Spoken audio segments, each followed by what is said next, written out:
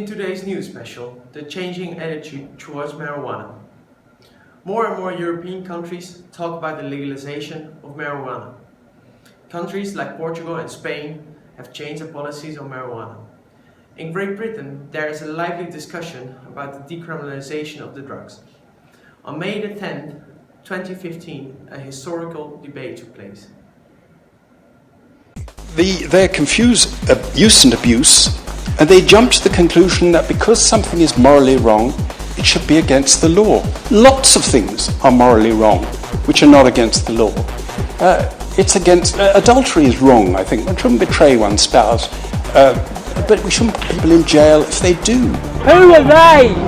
Who are they? They don't know. They don't have the experience that we have, and this is why we must stand up. This is why we must continue to stand up, because this is the right thing to do. Joining me in the studio is Thomas Smith, British Member of Parliament.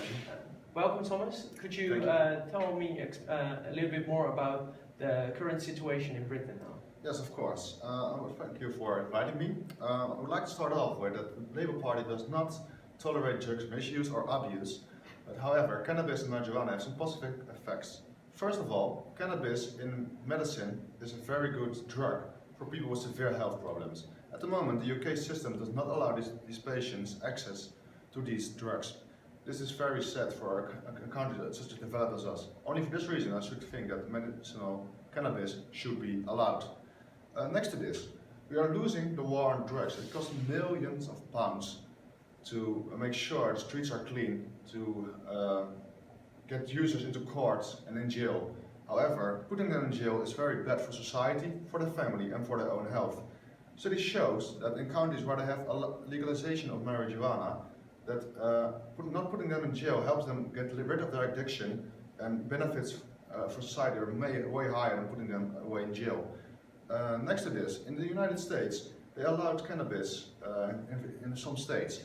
If you look at the use of cannabis, it did not go up. The rate stayed actually became lower than was before. So for these reasons, our discussion in Britain should be not about if we should legalize marijuana, but when we should legalize marijuana. All right, thank you very much, Thomas. Thank you for your time. And now we switch to Portuguese Member of Parliament, Anastasia Ramos.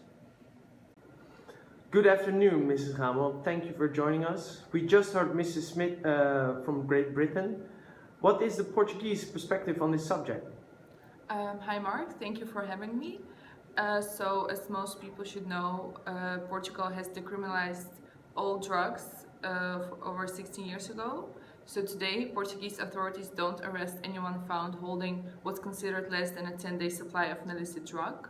Instead, drug offenders receive a citation and are ordered to appear before so-called dissuasion panels made up of legal, social and psychological experts. Most cases are simply suspended. So you have a liberal policy towards marijuana for quite some time now. What were the reactions after this implementation of this policy? Well, at first there was a lot of criticism. Many people expected the drug abuse to skyrocket, which did not happen, fortunately. With some exceptions, including a marginal increase among teenagers, drug use has fallen over the past 15 years and now ebbs and flows within overall trends in Europe. Now, 16 years later, I can safely say that this decision profited Portugal in various ways. For example, in a society where drugs are less stigmatized, problem users are more likely to seek out care. The rate of new HIV infections in Portugal has fallen precipitously since 2001, the year its law took effect, declining from 1,016 cases to only 56 cases in 2012. Overdose deaths decreased enormously. Portugal's current drug-induced death rate, 3 per million residents, is more than 5 times lower than the European Union's average of 17.3%, according to European Union figures. All right, thank you very much, Mrs. Ramos, and let's get back to the studio. All in all, it is expected that other countries will follow Great Britain and Portugal's lead. Not only will the legalization of marijuana help people with health problems, it will also save a large amount of money for the government. The decriminalization of marijuana will lead to less criminality and less addicts, as the example of Portugal showed us.